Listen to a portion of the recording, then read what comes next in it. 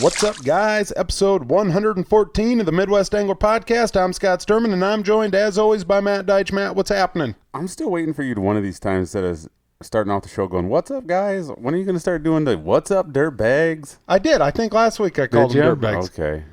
You want me to redo it right now? No, this is good. Shh. Hey, call them up. dirt bags. What's up, dirt bags? Welcome to episode 114 of the Midwest Angler Podcast. I'm Scott Sturman, and I'm joined by Captain Dirtbag over there, Matt Deitch. What's happening? Oh, you can't call me You like Captain. that better? You like that better? I like that start there. Let's do everything Matt wants to do. That's right. Let's do everything Matt wants to do. Probably go straight to summer and be sitting on the front of a boat. I could handle that right now. Well, you're about to get your wish because I know.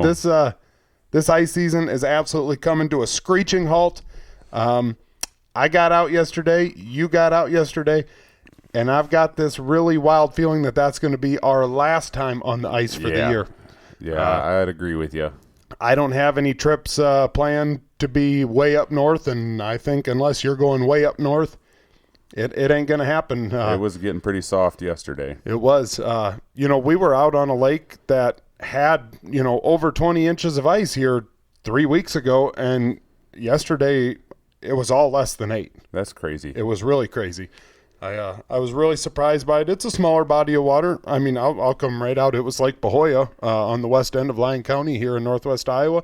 And, I don't know. It was just a really weird deal. There was a lot of white sections on the ice. And so we walked up to it right at the beginning, and I popped a hole, and it was like 4 inches, and it wasn't good ice. And it was like, hoofda. made the old rear end pucker a little bit, and I don't know. Then, there was spots where the ice was really good. There was spots where the ice was not very good. Getting on, it wasn't bad. We got our boots wet. Getting off was a little bit more tricky, but we were able to do it. And I don't know. I think there's an outside chance that I'm the last person to be on Lake Pahoja for this year. And who knows? Maybe there's someone out there today, but I don't know. Okoboji was kind of the similar situation to what you guys ran into, except there's a lot of ice out there on the main body of water. The shorelines obviously are starting to kind of get beat up pretty bad, where people have been driving on and off their four-wheelers and their sleds and everything. But out on the main lake, I mean, there was still, I don't know, over 20 inches of ice out there. Oh, yeah. But it got soft throughout the day. I mean, as far as when we first got there and started fishing, it wasn't like it was real slushy. It was kind of hard on top. But by the time the end of the day was going, it was definitely a lot more slush on the top of the ice, and it was one of those deals where you could like hear the water, like you could almost hear it melting. You know what I mean? Kind of like there's water running all the time. I know exactly what you're talking about. You're sitting there and you're just kind of quiet, and you can just hear it, and it's just like it's the opposite of making ice. Like when you're out there and it's popping and doing all that stuff, making ice. It was kind of like the water that is on top of it is just running right down through it. So. Right, and they always say quiet ice is bad ice. Right. The ice was pretty quiet. So yeah, definitely, if you are going to still venture out there, remember it's time to start doing the early season / late season precautions when you're going out, ice picks, spud bar, all that stuff. Because like you said, I mean, you made a good point. You had 4 inches of ice in one spot, but then you went over to another spot and it was good ice. And then, you go to another spot and it's, even less. So when I think, one of the spots that we went yesterday, we went to Lake Pahoja, but then we actually hiked into a public hunting area that had a pond that we've just always kind of wondered about. And we got onto one part of the ice there that is mostly always in the shade. Pretty stinking good ice right there. It was way different than, we walked a little bit farther out there in a spot that the sun gets most of the day. And it was definitely a whole lot different, from where a normal shady area. And, that takes a pretty small body of water to have an area, that big that, is shady. Right. But, out in the Black Hills, I'm sure, that's a player and, I don't know. Other small bodies. Yeah, it's just you got to take those precautions. It might be a deal where in the morning you might be able to get out there, but it's going to change a lot throughout the day. I mean, as far as like if you're out there with a machine, you might get it on in the morning, but in the afternoon or when you come off the lake later on in the day, it might be a different situation on where you get off the lake at. Throwback, do you remember last year or 2 years ago when there was that video online of Dave Gens like pinning his snowmobile and gapping across? Yeah.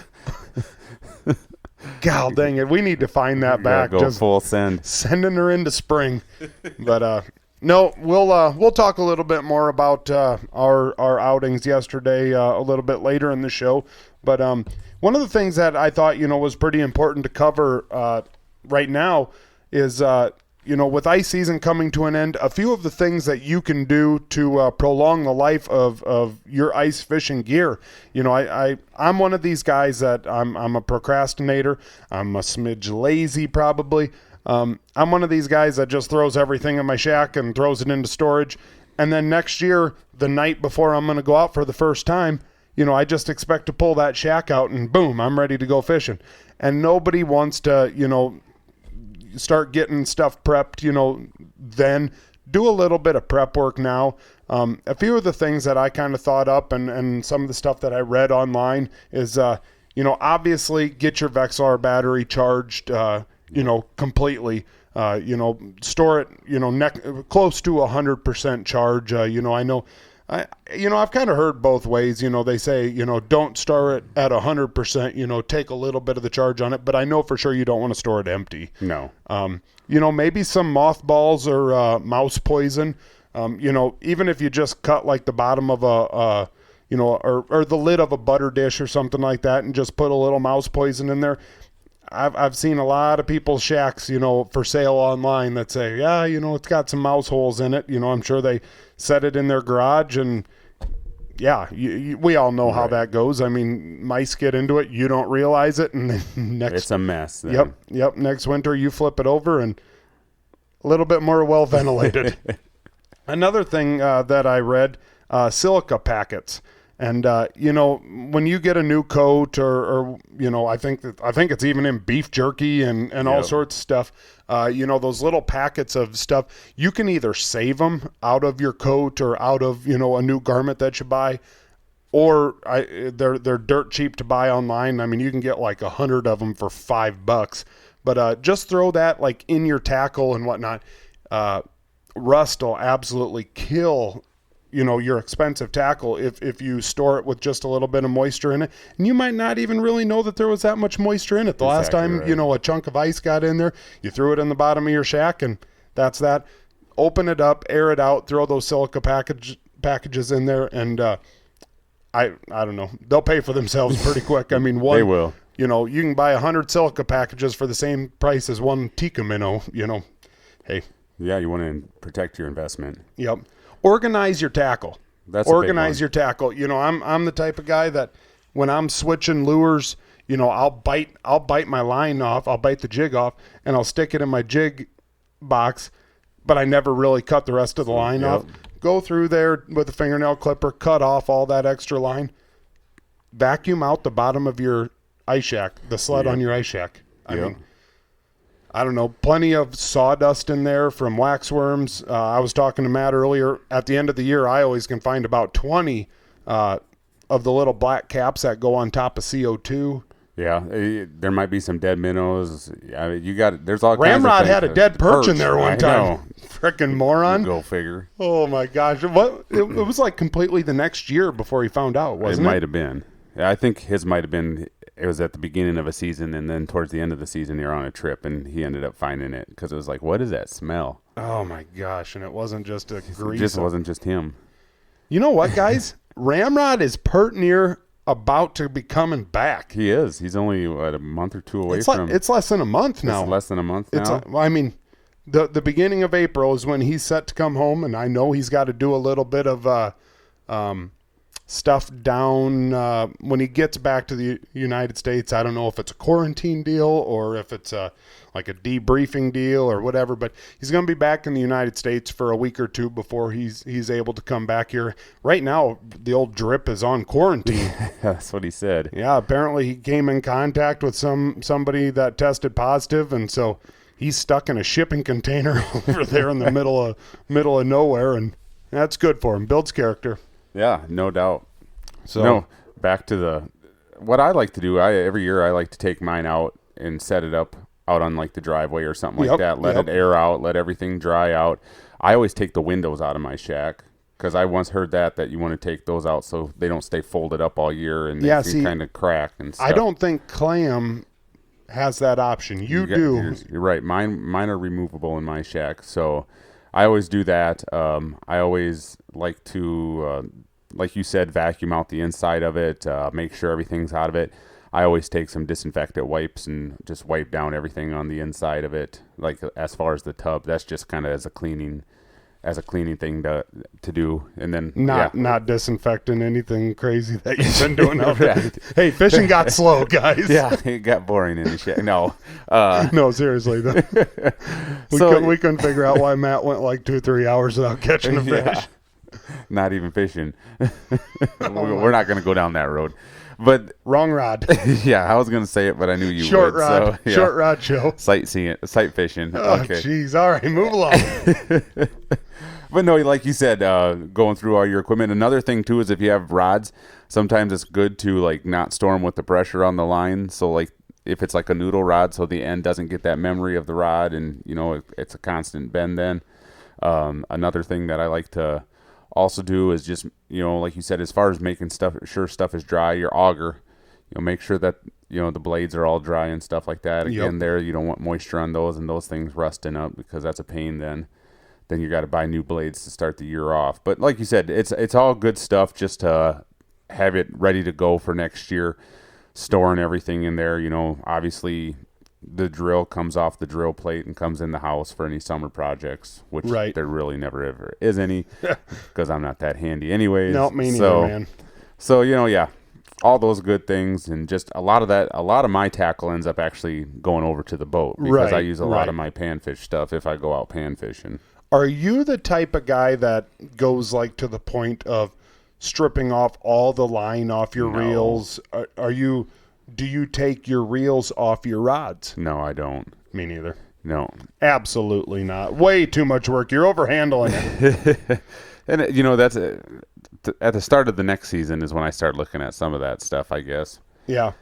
Put new line on if I need it, or if you got the cold snap bands or anything like that on your reel, if you got to replace some of those if they've been on there for a few years. I mean, with the I hear people that are like, oh man, you leave them on there that long, and there's an indentation on your rod where the bands were. Who gives a rip? Right. I don't get that. I don't know. I guess I personally don't care. I mean, if my cork has a little, my cork at the end of it, it's got bite marks on it because, if you're pulling a cell phone out of your pocket or grabbing something, I'll bite the rod, and I don't know, whatever. I guess it just doesn't make any difference to me. And maybe some of these guys that have got $150 into their rod, maybe that's different. But for me personally, I'm gonna open it up. I'm gonna air it out. I'm going to close it up, and I'm going to drop it in the bottom of my shack, and I'm going to forget about it. I always throw some dryer sheets inside of mine, too. Really? Yep. In the tub? And then also, like, when your tarp is folded up, kind of in some of the folds and stuff like that. Is that to smell good? I read it somewhere or watched a video where somebody did it. And I don't think mice like I don't think mice like it. So I think that's why I did it. And also, yeah, like you said, then it doesn't stink as bad when it comes out of storage or anything like that. Matt Deitch, guaranteed to have the freshest smelling shack on the ice. You won't get any static static electricity in my shack then. Is that what dryer sheets help with? Yeah. No wrinkles, nothing like that. Really? Yeah. There you go. Golly, I've always been so envious of how nice your shack looks and smells. And I've always wondered. That's the secret. Yeah, there it is, guys. You listen to this show not just to be entertained by our BS. There's a real tip for you. Yep. The rest of our tips are full of crap. Yep. There's a real one for you. Make sure that none of the food that you had during the year is out of there. Any candy wrappers and stuff like that, because that's the stuff that attracts the critters. Mice. Yep. Yep. Hey, I saw, I don't know, yesterday, the day before, that Northland Tackle is actually coming out with some hard baits. Yeah, I saw that. They hired, what's his name? Forgive me for not remembering, but his name was Jarbo Rapala, and he's obviously of the famous Rapala family, and he is he's going to design some baits for them called like the Rumble crankbaits. And, I saw it and I'm like, hey, that's cool. More the merrier in the bait shops and whatnot. But I got to ask you, like, you've obviously got your favorite crankbaits that you've used for years. When you walk into a Shields or when you walk into a Dakota Angler or anything like that, are you picking the new stuff off the shelf? I used to be that way, but the last few years I've kind of what you like, the tried and true? Right. Every once in a while there's a product that comes out. It's like, you know what, I'm going to give it a try. So you buy like a couple of them. But sometimes I don't give it enough time. It's like if I'm not catching anything on it right away, I switch back to what I've always used and had luck with. I'm not one of those people that, I used to be, like I said, don't get me wrong. I used to be one of them people that, this guy won this on the, won the classic on this bait right here. So, I got to go out and buy a bunch of these because that's going to be the hot.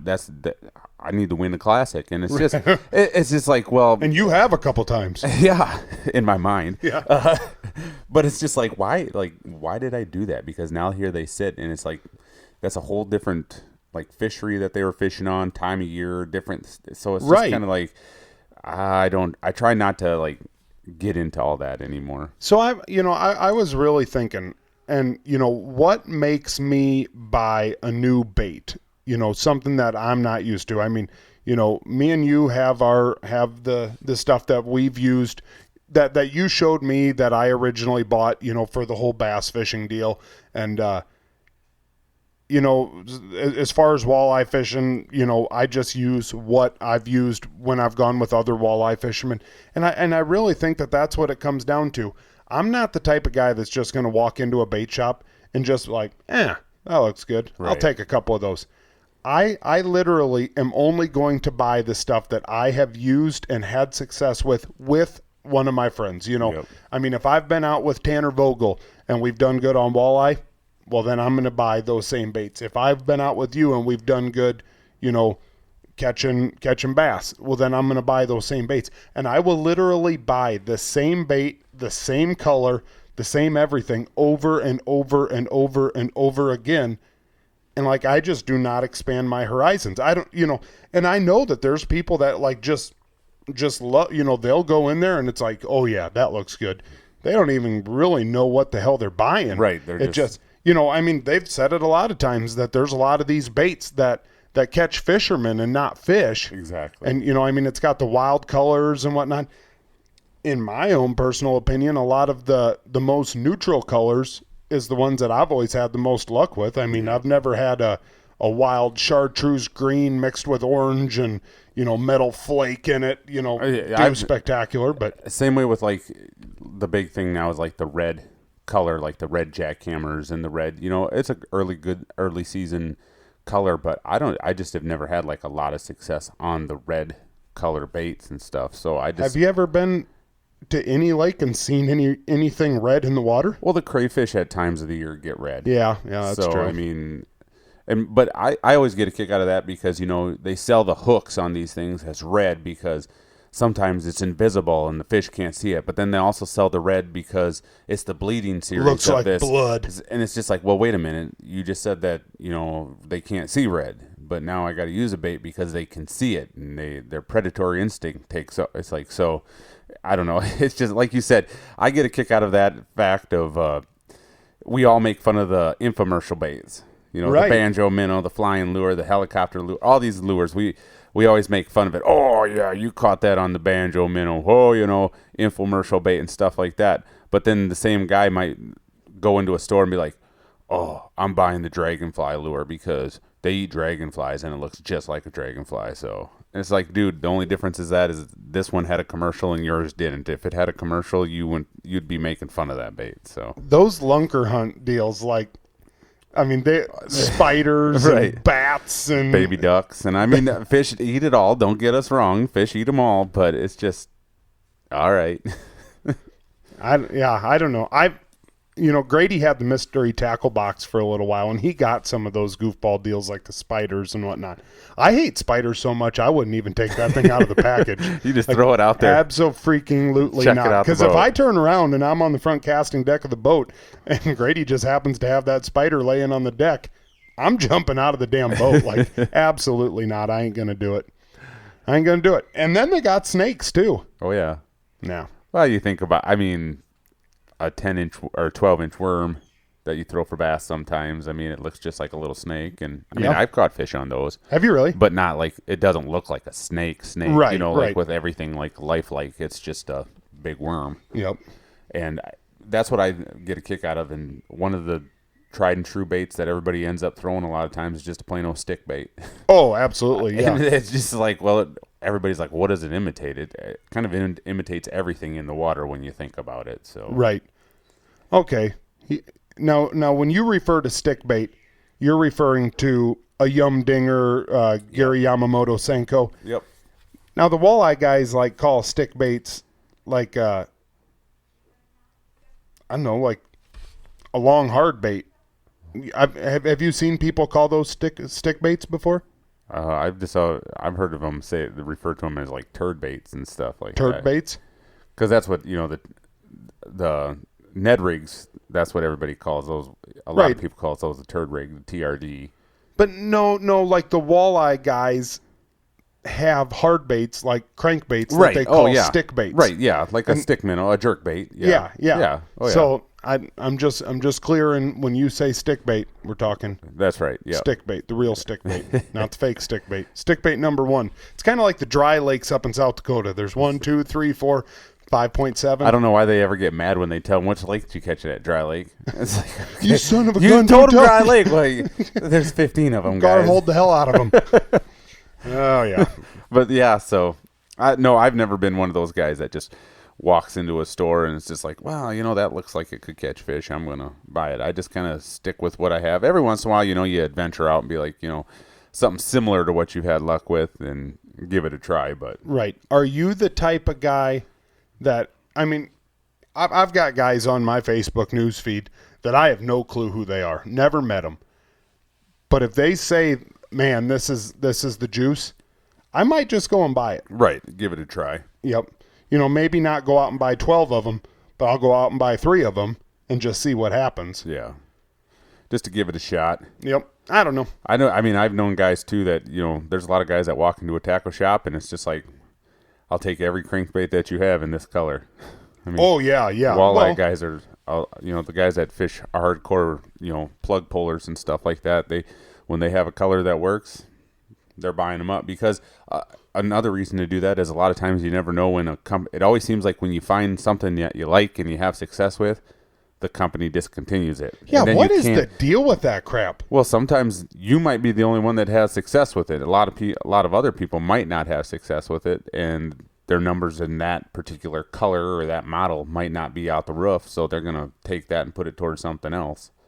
Isn't that crazy? I mean, you would think, like, for say out on the Missouri River, if you're having luck with it, everybody should be having luck with it. You would think. You would think. But yeah, it's crazy. Like I said, you just never know. That's why sometimes you can go on eBay and find baits for sale that are just like ridiculous. Oh, amount. yeah. And people will pay it because that's what won them a tournament, or that's what they went out on a Saturday one day and It's just their confidence hammered. bait. Exactly right. Yep. I mean, I've got my confidence baits, and right now I'm paying $2 or $3 a bait for them, and if they went to $8 a bait, I guess I would just have to do it. So. And every once in a while too, like the company won't necessarily discontinue the model. They just like somebody else starts making the bait for them, Right, and it's not as good. Yeah. I mean, you see that a lot. So then people are like, oh, I got, I think of the wiggle worts, the storm Yep. wiggle wort Yep. crankbaits, and a lot of the guys like now, like if they're like a plastic type deal, they're not like a complete piece. I don't know what the difference was. No, from but back in the day. you hear people describe them as the original wiggle warts. Yep. So Yep. I know they're always a hot commodity to find. Yep. No, or you get a year like this year with the pandemic that, that some of that tackle's not going to be in the stores, and that's just the way it is. I was listening to Bass Talk Live. They had Ken Duke, who's a bass fishing historian, on there, and he also does like I don't know, he has a website or a magazine or something with tackle retail or whatever, and he said realistically, he said this year we're still going to be a little bit behind. He does not think that we're going to be up to snuff until probably July. And then he thinks that it'll come around, barring if nothing else crazy happens. Like, God knows something's going to happen, like a freaking earthquake or something like that. But, oh boy. Well, yeah, that's all we got to say about that. Matt, you got out yesterday. Tell me about it. Oh, yeah, got out. Got a hold of my brothers, Mike and Brant, and decided, you know what, let's get out fishing with Dad and take their kids out. So we brought 3 of the 4 kids out and went to Okoboji and had a good time. You know, we set up a few tip-ups just because we had them, and Dad had some frozen chubs to put out there, and we decided just to kind of drill a bunch of holes and chase some panfish. And you know, we caught quite a few fish. I think we kept close to, it had to be around 20, 25 fish. So, and some nice crappies. Yeah, we got in some nice crappies. I caught a nice one, a real decent one towards the end of the day. Some nice bluegill too. No perch. I was surprised at that. I was kind of expecting us to get into a few perch, but a lot of little bluegills too. Kind of had to do some sorting, but at least it keeps you entertained and actioned. And you know, the kids, the flag went up a few times and there was fish on them. I mean, it was spinning. Yeah, when we I saw got the there, videos. Yeah, but never. Brant dropped the ball. Right. The first time, I don't know if the one dropped it or what, because when Brant set the hook, there was nothing there then.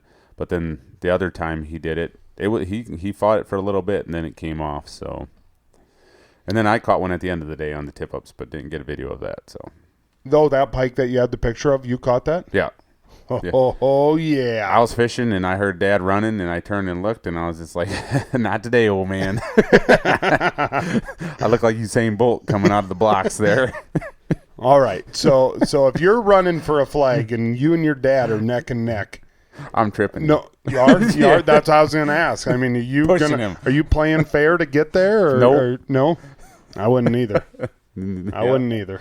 So it was fun. It was kind of a fun way to end the day. And yeah, we had how big was that pike? It wasn't a very big one. It was probably 20 inches maybe. Okay. It wasn't. I mean, the picture, it looked a little bit bigger. Right, yeah, nothing to reference it against, so I didn't know for sure. Yeah, just laying on the ice like that. I didn't take a pop can or a bottle or anything like that and put it next to it.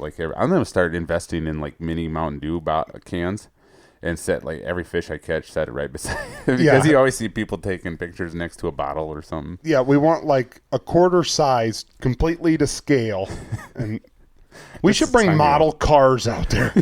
Model cars, yep, that's us. Just whopping dingers all the time. But no, you guys, you mentioned a little earlier too that you guys got out. Yep. I wanted to get out one last time. I knew Hooked on Hard Water was possibly going to be my towards the end, but I thought, man, yesterday, if I can just get out, even if it's just to go and catch one fish, I just needed to end it, one more fish. And so I talked to my buddy Tanner. We went over to Lake Pahoja, which is just a small lake. It's a public lake here in northwest Iowa, and basically it's a bluegill fishery. I mean, supposedly there's walleyes in there. We know that there's some bass in there, but they're pretty small. But you go out there for bluegills, occasionally some crappies, Tanner had been out there. Our buddy Top had been out there quite a bit in the last couple weeks. We set up, and I don't know. Tanner was really on the spot. He was smacking a lot of bluegills. It was really weird. They were way up at the top, and we were on a brush pile. But I expected to catch them a little bit farther down. But they were all like within 2 feet of the top of the ice. It was a weird deal. Tanner caught quite a few. I caught a good amount. I think together, keeping fish that were in between, 7 and 9, I don't know, maybe 12, 14 of them, something like that. Enough for Tanner to have a fish fry with him and his daughter and probably Top, whatever. And no, it was a good time. I was happy that I got out. Beautiful day, aside from the wind. A lot of speckle belly geese, giggle chickens going over. There was. So that's always cool, to kind of, be sitting there having good conversation, figuring out the world's problems, and staring at geese flying over. And finally we got done, and we knew the access. When we got on, it was a little bit sketchy, and we figured, every minute that went by, it was only going to get a little bit sketchier. So walking off, you kind of get that pit in your stomach, like, okay, did we overdo it or didn't we? And we didn't. It was actually pretty pain-free to get off. Whatever. Got in Tanner's truck, and we decided, hey, let's go down and check out the Sioux River. That's the border in between Iowa and South Dakota. That was wide open. A bunch of people fishing there. I even saw somebody catch a walleye. There's a lot of people fishing. Then we decided to drop down to some public hunting area in Iowa, and we decided to hike into a little pond just to check it out. We got up there. We kind of walked out on the ice and was like, hey, this is all right. Went back down, got our stuff, packed light because, it's a, quarter-mile hike or something like that, straight up a hill. But we got in there, and we weren't marking a whole lot for fish, and I ended up catching two or three crappies. Tanner had a crappie at the hole. Otherwise, it was all little bluegills, like 2-inch bluegills.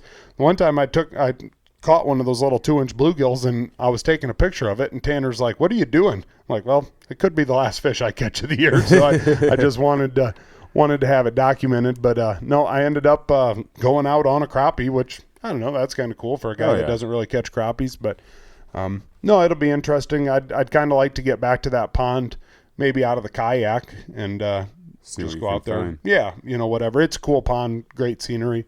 So yeah, is what it is. That was my Saturday. Yeah, it wasn't a bad Saturday. Nope, it wasn't at all. Like you said, probably the last time. If we're supposed to kind of keep with these warm temps, and if we get a little rain and stuff, today it's like super windy. So, I mean, stuff is going to start going really fast now. Well, that's just it. Right now, like we said, it's not good. And I don't know how far north you got to go before it gets a little bit better, but these temperatures are going pretty far up north. Yep. I mean, and what is it, Tuesday or Wednesday this week? We're supposed to get some rain, and if we get rain on top of already crappy ice, we're in a world of hurt really fast. International Falls is getting rain tonight, I believe. Nope, last night. If this is Monday morning, last night, Sunday night, something like that. And it's 51 degrees up there, 50 degrees on today, Monday. Tuesday, 53. We got a lot of days of above freezing. I don't know. Ice could be going up there too. Yeah, it's going to go fast. I mean, like I said, last year, the end of March, we were out in the boat. And, I mean, that's now. I mean, right. And some bodies of water, it's crazy how some bodies of water hold on to their ice a long time, like West Okoboji. That'll hold on to ice for quite a while. But East and Spirit, it will come off there pretty fast. Right. We've fished into April before, haven't we? We've ice fished into April before, yes. Yeah, a couple years ago. A few years ago, we were taking trips after we were done with work, running over there for evening bites and getting after the fish. Isn't that crazy? Well, I mean, realistically, that's 3 weeks from now. I mean, had we not had this worm spell, I mean, we had the ice to last if we would have never, I mean, if we would have been in the low 30s, even if these days we're only getting to 42, you know, I mean, no problem. At the end of the day, even if your day gets to 42, it's only above freezing for, 6 hours out of 24. 18 of the hours it's still freezing. But, hey, whatever is what it is. That's right. Can't change it. And, hey, we still got out. I was actually tallying up how many different species I caught this year. And I mean, not like, oh, wow, this is really something. But here we go. Do you want me to go get your horn? You're going to toot it? It's not that many. If you would shut your mouth a second. God dang it. Did you catch any yellow bass this year? Ooh, that's a good question. Yeah. Think about that for a second. I don't think I did. I mean, that is normally the fish that of all the fish that I catch all year long, I normally catch the most yellow bass. Right. And I did not catch a yellow bass this year through the ice. Yeah. That I remember. A couple of my first times out, I did go to East, but I don't believe I ever did catch a yellow bass, and I thought that was pretty crazy. Yeah, it really is, because, I mean, we used to go over there. We never really made a good, like, trip on East Lake this year, and, like, just to target them. No, right. And I think that was really the problem. This year, I caught bluegill, pumpkin seed, so 2 sunfish, largemouth bass, northern pike, yellow perch, rainbow trout, tiger trout, cutthroat trout, and walleye. That's it. Really? That's crazy. That's it. I don't know if I caught a walleye through the ice this year. Yeah. We went to west of Sioux Falls. Oh, yeah. Yep, you're right. Yep. Yeah, I did catch one through the ice. Yep. We did kind of have some good trips and stuff. Like, we did. I mean, we had good trips. We went to I never went to Northeast South Dakota this year. Nope. Not with their ice. Like, with the ice, the way it started off this year, it got kind of weird. And, the trips we were just taking around here, staying local, not going a long ways away. I mean, the long trip out to the Black Hills, that was about it. Right. And I kind of knew going into this year with the new baby, probably wasn't going to be a year that I was going to hit her too hard. But I don't know. I was really, when you think about the trout, that I thought, I probably got up on the species list, and then I put them all out there, and it was like, okay, yeah, not that many. So whatever, is what it is. Yeah, is what it is. It was still a good ice fishing season. That's right. A lot of memories made again. Yep. Matt, you got a story to bring up, and I think a lot of people have seen it. It's been on Facebook. It's been on a lot of news feeds, whatever. A story about an ice fishing tournament dequalification. Yeah, a 15 or 14-year-old boy out in Colorado. 14-year-old boy got second place in an ice fishing tournament out there. Won $500, but was disqualified by organizers by what turned out to be a controversial decision that caused an uproar online. The kid's dad had dropped him off at this tournament to fish, and it sounds like it's kind of like Lake Pahoja, where you need to have like a sticker to get into the lake, to park, to drive into it and everything. And the dad just dropped him off so he could go fish it. And the dad went elsewhere to fish. And tournament organizers told him that he had to have the told people they had to have the pass to fish. Well, he didn't, and some people must have complained about it. And it was just a $5 daily registration thing, and they disqualified him for it. So this is where I'll go with it. If there's a flyer for this tournament, and it says, like, on the flyer, have to have the $5 daily registration fee in order to participate, I'm going to say that they're right. Well, and the thing is that they asked somebody about it, like, when they were registering, if it was, like, do we need to pay that? And they're just like, since it's just him and not you fishing it, you're okay. They kind of told them that it was all right, so then they ended up not paying the $5 fee for it. So is this kind of... I don't know how this rule is. Can a kid... Can a youth go fishing by themselves? Can a 9-year-old without an adult? Right. Yeah. Then they don't need their... It's not like hunting. I mean, you look at all the kids that are down fishing at the river here in town. Right. I mean, you don't have to have a... I don't know. Yeah. I get, I mean, if that was the rule, that's the rule. If it was clearly posted, I'd say, it is what it is. If they have proof that they actually talked to somebody and somebody said, yeah, no, you're okay, I don't know. That's a tough deal. That's a tough one. Well, yeah, like I said, they ended up disqualifying him, but then anglers at the contest pitched in and gave him $370,000. Yeah, sign me up for that tournament. Yeah, disqualify me in some tournaments. $370 to replace the lost winnings, and another $130 was contributed by the community. So he ended up getting the $500. And at that point in time, I mean, I would say that the other tournament competitors and the people of the community have decided that this kid was not in the wrong. Right. And at that point, if you're the tournament organizer, I mean, was it your best friend that was in third place, or what's going on that?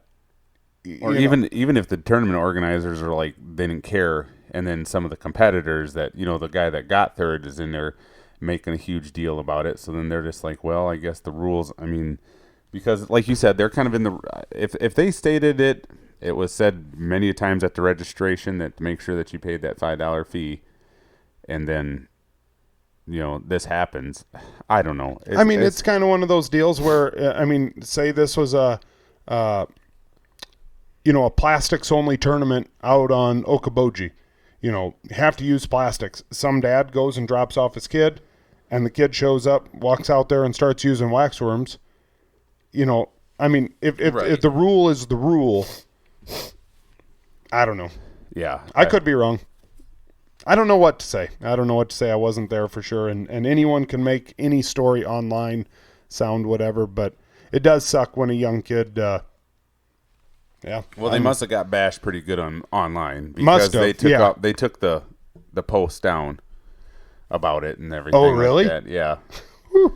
There's like hundreds of comments on it on this organization's Facebook page, so they took down all the comments in the post that everybody was complaining about. So the internet trolls were live. Yeah. Well, that's good. Sometimes you got to have them. That's right. Speaking of raising, no, we got to have we talked a while back. Holy moly! How did I forget about the most important part of the show? We were talking about we fished on Lake Okoboji, you fished on Lake Pahoja, both lakes that are kind of somebody that doesn't know can be kind of tough to pronounce and stuff. And we mentioned it last week about maybe starting a new little segment in the show where we come up with 5 lake names for you to pronounce because we like to make fun of you on some of your pronunciations of things. I didn't think they were bad, but obviously our friend Scott Mocken, freaking moron friend from Minneapolis, is making fun of the way I say Sakakawea. I made fun of that one. Sakakawea? No, you always say Sakakawea. And you say Sakakawea? Yeah. And then you just like saying cock. Here we go again. Okay. So we decided to come up with one where we came up with some lake names for you to pronounce. You haven't even looked at these yet. I just pulled these out of my pocket for you. So you got to go along and try to name these up. And should I walk out of the room a second and you can tell the people what the actual deal is called? No, we'll wait. You believe that? You think I would cheat? No, I don't think you would cheat. So here we go. Without further ado, I left the first one's a pretty easy one. We've talked about a couple of these before, so it should be easy for you to pronounce and stuff. But these are Minnesota lake names. It's all Minnesota, or it's Wisconsin? These are Minnesota ones. These are Minnesota. Yep. Okay. The first one's an easy one. So this first one, I always thought it was Pokegama. Yep. And I think last week we were talking about it, and I think that we decided it's called Pokegama. Yep, Pokegama. So, okay, number 1, Point Scott. Number 2. We also talked about this lake a little bit, and I'm just trying to see if you can remember how to pronounce it. Freaking. This one has been this has been some controversy over this one. You read through the rest of the list, didn't you? I did read through the rest of the list, you fucking moron. The last one is courtesy of Scott Mockentune. So, did you and him talk about this? We did. He sent me a link to a bunch of the names that are hard to pronounce. So we got some. So the first one was Pokegama. The second one, it's up in the Twin Cities. It used to be called Lake Calhoun. Some controversy in the last few years, so they decided to change the name of it. Well, first off, this thing starts with a B, second letter is a D, and then an E. Right. And in the English language, that just doesn't work. So I'm going to say that the D gets dropped, and it's called Daymakasca. Daymakasca. You're actually kind of close on that one. You're kind of close. The actual pronunciation of that one is Bude Makasika. Bude Maka. Bude Makaska. There Yeah. we go. Bude Makaska. Nope. Didn't have it. Didn't have it. Okay. Imagine pulling up to, you're looking for this lake name, and you see that on the sign right there. And you're you just accidentally think you left the country. you don't know where you're at. All right. This next one's got to be French. Oh, yeah. That one is up in Alexandria. A lot of bass tournaments on that one. Okay. So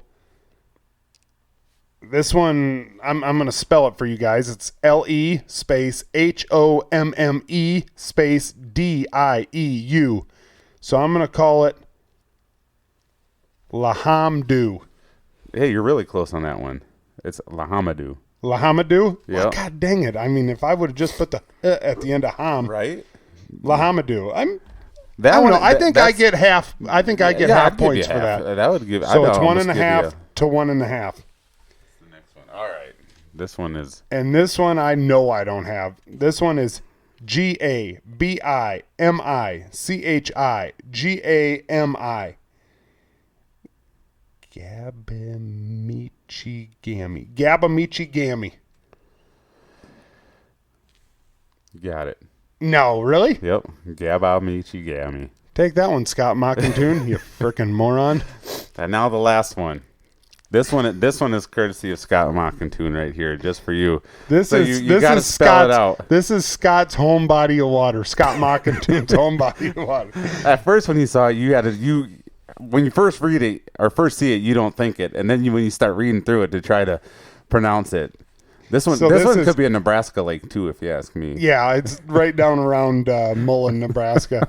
MINNIEMEHGAMOTUR. Mini Mega Motor. Lots of sponsorships going on that lake. That's Lots right. of sponsorships going on that lake. Overall, I think you did pretty damn well. Yeah, you dang right I did. I mean, some of those ones there's a lot of ones. We'll get into some Wisconsin ones next week. Yeah, that's when things really start going to go south. But I might need it. I don't even know if I have the proper pronunciation here. If I'm going to be able to pronounce them with the proper term right here. yeah, you're gonna have to go online and find one of those deals like where you hit the deal and it actually speaks it out for Right. you. So, all right, well, It's crazy. It's crazy. Some of the crazy names of lakes or even towns up in those areas where people are always like, you go up there and you think that you know how to pronounce them and you've been saying it one way your whole life, and you get up there and you say it and they look at you like, what? well, that's like the county one county over from us here. We pronounce it here Osceola County. And I believe that's a Native American term. I'm not exactly sure what it means. But then you have those species of turkey Right. down in Florida that they call Osceola. Right. Well, what the hell's the right one? Come on, guys. If that's how we're gonna spell it, then we got to get together and say, all right, this is how we're gonna say it. Right. We're not doing this crap where in different parts of the country we're going to speak it different. I'm not for it. All right. Good news story of the week. No. No, not yet. Oh, yeah. Good news story of the week. And both me and Matt, we're going to pitch together and have the same good news story of the week here. I came across it. Yesterday, and it was on the Ice Fishing Minnesota page. A guy by the name of A.J. Smith wrote a post that said the following. 4-year-old daughter needs some work done on her teeth, and half the bill needs to be paid up front. So selling some things to help offset the cost. He had a Clam C890 Hub Shack, bought this year, used 3 times, and a Vexlar FLX28 bought new in January. And he was looking for $850 combined, or will split for the right price. And people went bananas. Yep. In a good way. In a good way. We're talking about a good way. A guy by the name of, golly, now I can't even find it. A guy got on there, and he actually decided that they were going to start a Venmo a Venmo for this, exactly for, people to donate, to put towards this guy to help him get it. And last I saw, they were like at $7,000 that they've raised. And they're actually going to pay for not just the down payment, not just half of it. They're going to pay for the whole dang thing. And then the Smith family, who was very reluctant to take it, they pretty much came right out and said that they did not want to take it. But, when they realized everyone's generosity, they were like, well, I don't think we have any choice but to take it. They said that anything more than what they've than what they're supposed to receive, they will donate to that dentist to for any future. Yeah, well, for other people to have the same thing. And there was actually a dentist from, let me quick find this, dentist here. I'm about 1.5 hours from Chatfield. Depending on what your child needs, I'd be happy to do the work for free. New Prague Dental Center. Feel free to PM me if interested. And that guy's name is Jeremy Dirksen. So hats off to Jeremy Dirksen at the New Prague Dental Center. He's not the one that actually ended up getting the business, but he did offer to do it for free. So if you're in that New Prague area, you're looking for a dentist, I'd say go to the New Prague Dental deal. While you're in town, go by and throw a bag of dog crap on Scott Mockentoon's front yard and light it on fire. So yeah, if you do that, if you throw dog crap on Scott Mockentoon's front yard and light it on fire, send a video or a picture to us, and we'll send you out a goodie bag full of baits and a T-shirt. That's what we think of him. Be careful what we wish for. Yeah, that was a joke. That was a joke. But maybe not. Just only one of you guys, though. Only one. Okay. But no, that's an awesome news story. It's just, we talk about the negativity of online sometimes, and that was just a positive story from it. Yeah, no, it was absolutely awesome. I also want to give a shout out to a guy down in Georgia, Jason Cope. I don't know how to pronounce that last name. It looks like Kaup. Kaup, that's what I'm going to say. Kaup, Kaup. He was one of the guys that bought a Midwest Angler Podcast hoodie. He got out on, I believe, Lake Lanier, got after the striped bass, did it in his Midwest Angler Podcast hoodie. And I told him, hey, nice hoodie. And he said, hey, does this mean that I can get bumped up to Midwest Angler Podcast Pro Staff? And I said, well, you're going to have to step up your Mega Motor. Like, I would not have caught this fish if I wasn't wearing this Midwest Angler Podcast hoodie. That's right. All the way down in Georgia. Yep. That's pretty awesome. Midwest Angler Podcast gear. Yep. So, hey, I don't really got anything Jason. else. Yeah, absolutely, Jason. Thank you. Matt, you got anything else? I really don't. Do we got a bass tournament this weekend, or is it still 2 weeks from now? I think it's still a couple weeks away. I think we're still a couple weeks out from it. Still a couple weeks out. 10 days. 10 days. All right. Not this week, but the following. Okay. Well, I guess with that, then we don't have anything else. I think me and Matt might go down to a local river and do a little tossing. We'll see what happens. Try to throw a few baits out. See what happens. Maybe one day we can catch ice fish, and the next day we can catch open water fish. That'd be cool. Yeah, it would. So, all right. Thanks for listening, guys. We will see you next week on episode 115. Later.